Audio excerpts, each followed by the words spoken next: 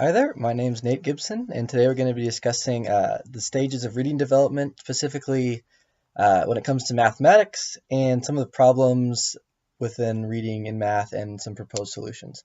So before I get going, I think at the core of this discussion for me is the idea that there's kind of a I think there's a huge relationship between the success that an individual has in any area, whether it be an activity or a sport or a subject at school or whatever it comes down to. I think there's a huge correlation between success and enjoyment in something. And so, really, I think either of those two factors can influence the other. And so, whether it's a student has success early on in their career, then I feel like they tend to enjoy that subject more. Or if a student is enjoying something, they're going to enjoy working on that thing and they're going to eventually have more success. And so, um, as educators, especially in the younger grades, I think it's so important to establish both the ability to have students succeed, which is always something we're always trying to do in school, is get students to understand the material and have success in that manner. But I think it's also very important that we encourage students to enjoy what they're learning. And we set up students, whether it be reading or reading in mathematics or whatever it is, that we set up a system where students can enjoy what they're doing. I think that kind of starts from the beginning of this reading development, stage zero, talking about getting ready to read before schooling even starts with a young child. And this is easy to picture, not mathematically, but just reading in general, giving them books and reading to them out loud as parents, and all these different things, getting young children exposed to writing and reading in these ways. And generally, at this stage, this is a very enjoyable thing for young children, and unfortunately, that is often lost later on in the development of children when they get into higher grades. But at this point, it's very enjoyable. I think this can be this can be done mathematically as well. I think it's limited exposure to obviously exposure to numbers, and in the same way that exposure to letters is often happening, whether it be with toys or um, seen in books or whatever it is, TV shows. This process is happening with numbers, and maybe some with a little bit of addition or subtraction um, if there's some of that going on. But yes, I think that's kind of just what we need to be doing is um, getting kids exposed to some mathematical concepts. It's very enjoyable. Into stage one with formal schooling, um, where maybe in more of an English class or on that part of the day in elementary school, where they're learning alphabetic principles and phonics. Uh, Mathematically, this would be maybe the exposure to some of the basic elementary functions, so addition, subtraction, eventually into multiplication and division. But again, the more enjoyable that as educators we can make these things for students, um, and the more at this point maybe relevance to their life isn't quite as big of an issue as it is once you get into middle school and high school when students start to think more independently. But as long as we need to have students really enjoying what they're doing, I think there are some things that happen in a lot of math classes even early on. Things like times tables where you have to fill out 50 multiplication questions as fast as you can. I think things like this, math and anxiety is a big term that gets tossed around these days in a lot of math circles, just because so many students are self-declaring themselves as bad at math. And the article posted in Mod 2 for this week talked to that, how people would never admit to being bad readers, but it's often kind of worn as a badge of pride that, oh, I'm bad at math, I can't solve these problems. And that's not only okay, but kind of is something that brings people together. Like, oh, we're all bad at math together, and that's how it goes. And I think so much of that stems from early on students, not having a ton of success or struggling, and that's hard because especially you look at school and some students may struggle with reading, but they generally can get through a little piece by piece, and they have a lot of assistance in that.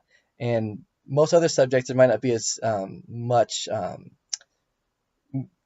it's not as hard, or there's generally more success than in mathematics. And so from early on, these students, rather than being of the mindset, I can work at this and we can learn this, they just kind of say, you know what, it must be something innate about me that I am not set out to do this.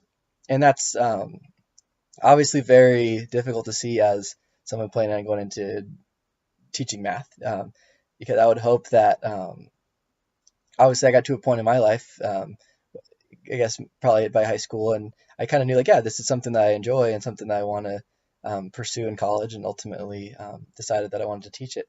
But to know that such a large percent of students don't get this experience with math is difficult. But again, I think it comes back to at its core, students need to, from a young age, enjoy it. And when you enjoy something and you have more desire to work at that thing and just work with math, and you're going to end up having more success. Going into stage 2, fluency, talking about decoding that is accurate, good pace, and with expression. Mathematically speaking, this really comes down to being able to look at mathematical statements, whether it be basic word problems or some basic equations or those type of things, and just being able to understand and derive meaning from these things. And it shouldn't take terribly long. Again, I really don't feel as though the idea of speed in math is terribly important. I think this idea that, students need to be able to solve math problems very fast contributes to this idea of math anxiety, because students who don't work as fast as their peers start feeling like, oh my gosh, I'm already behind, and then obviously this is how anxiety sets in. It's a stressful feeling to feel like you're not working fast enough. And so while students should be able to work at a competent pace, I don't think pure speed is something we should be stressing to our students. But yeah, again, so stage 2 fluency, students should be able to be accurate with how they're interpreting mathematic concepts, principles, verbiage, and stuff like that, and have good pace, but not necessarily blazing fast should be a requirement. Getting to stage 3, reading and learning for the new, and talking about developing skills to be independent and strategic. These are huge skills in math, and not only being able to recognize what a statement means, but starting the process of, okay, this is a strategy I can use to solve this problem. Not just, obviously, at a younger age, if you see 2 plus 4, you'll be able to say, okay, I can work that out and come to the answer of 6. But by this point in stage 3, hopefully our reading mathematically, these students are able to, think of strategies associated with the problems they're coming across. And so there's that extra piece of, I'm going to read this, and then I know what steps I have to take in order to solve this type of problem. So in this sense, like it was pointed out in the article, we want students not only be able to solve problems, but to be able to engage in mathematical thinking. And so that is that piece of kind of independent and strategic thinking. Stage 4, this gets up in high school, and this is kind of where, for most students, most individuals, their kind of mathematical reading development comes to an end, is the reading from multiple points of view. And this is kind of even another step from stage 3 of students need to be able to read a problem and think, okay, I can solve it this way, and realize there's many different ways to solve the same math problem. It's not as cut and dry as a lot of people want to make it out to be. And so be able to think creatively and analyze a problem and say, okay, what's the most efficient way? What's the best way to come up with this answer here?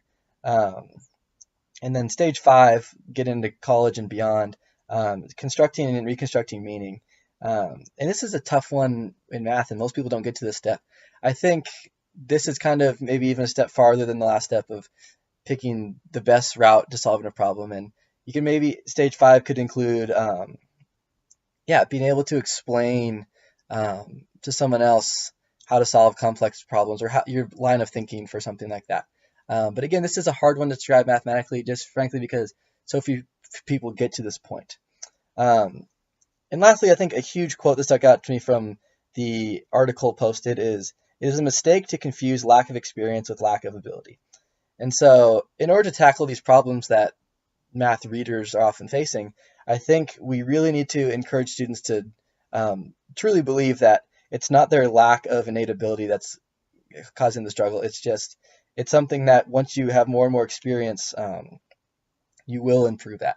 And so if students are able to get to a point where they enjoy math early on and are able to somehow keep that enjoyment going, I do think that a lot of people will consider themselves strong at math rather than weak. That's my 10 minutes.